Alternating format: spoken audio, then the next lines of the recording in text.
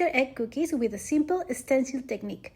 Hi everyone, welcome to the Cookie Couture. Let me show you how easy it is to make this cookie. For this design, I am starting with a cookie that is already covered in small royal icing and fully dry. And I am going to use this edible spray, painting, and a stencil. Once the icing is set, I place the stencil gently on top of the cookie. I make sure that it is flat and secure so the design stays clean. Lightly spray over the stencil, keeping an even distance so the color applies smoothly.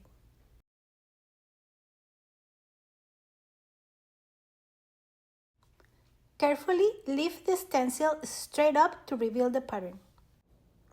I like using the stencil not only for the design but also as a guide if you want to go back in later and add more details with royal icing. I will add metallic royal icing and I am going to use a very fine decorating tip to outline the design.